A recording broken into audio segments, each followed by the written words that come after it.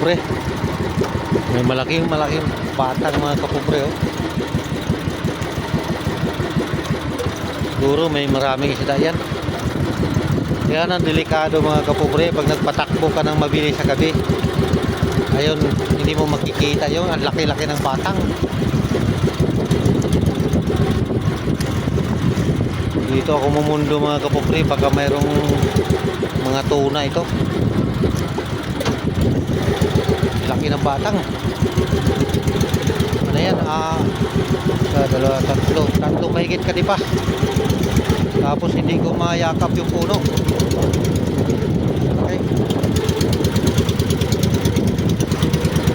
Hindi lang makita kung mayroong isda. Mga salindato. Buti na lang maliwanag pa. Ito pa naman sana ang sintro ko sa takbo ko. Nakita ko pa yung batang.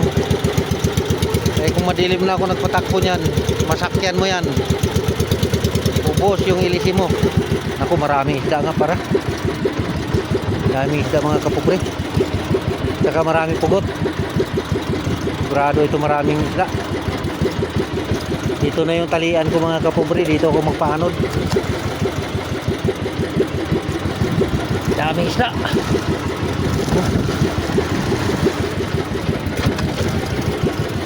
Daming isda mga kapobre. Sa ilalim. Yan o. Yan o. Yan o. Mga pugot yan. Sigurado yan may mga salindato. Ito yung talian ko. Dito ako magpundo. Batang na yan. Laki. Hindi na lang maliwanag pa nakita ko. Delikado sana yan kung nasakyan ko yan pagkaan. Ubos yung ilisi ko.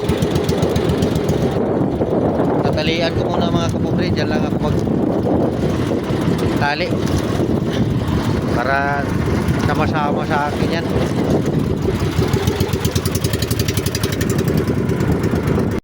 Yan, talian ko na mga kapobre, oh. Problema niya kung matanggal, walang gaano.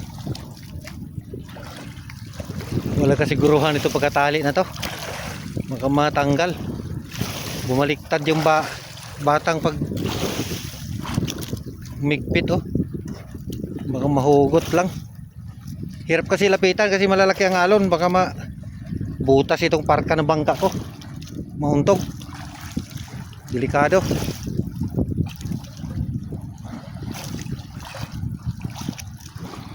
Daming isda sa ilalim. Baka may mga tuna dito. Kasigurado ito may mga kasama pa pating dito. Mayroong pating yan.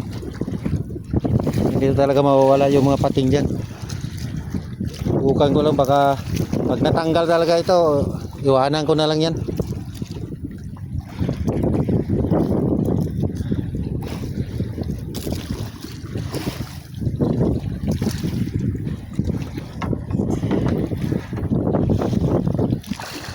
Sigurado may mga barakuda yan sa ilalim. Uy, huwag ka lang matanggal. Natali ka. Yan. Nahigpit ko na, nahigpit na. Sana nga, hindi matanggal.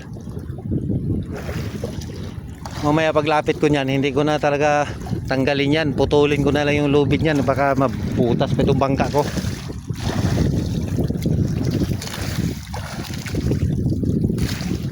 Bukan ko lang kung hindi ba matanggal. Hanggang dito na lang mga kapobre. Bukas na ako mag video ulit kung anong mangyari nito pagkatali ko. Madilim na. Sana mayroong laman na isda itong malalaki. Kasi kung sa laot ito, marami itong tuna sa ilalim. Maraming pugot eh.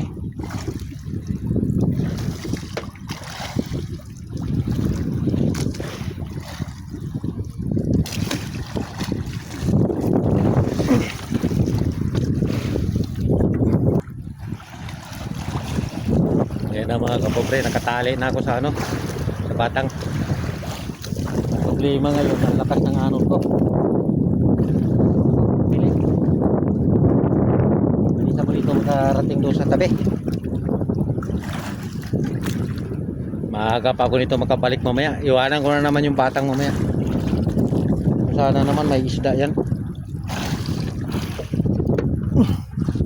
Ba't napatay yung ilaw ko? Galaw pala.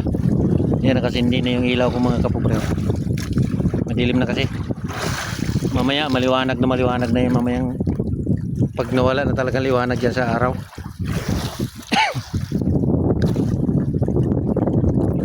Kabit ko pa yung isang ilaw ko. Hanggang dito na lang mga kapobre. Babalik ako mamaya pag makahuli akong maraming isda.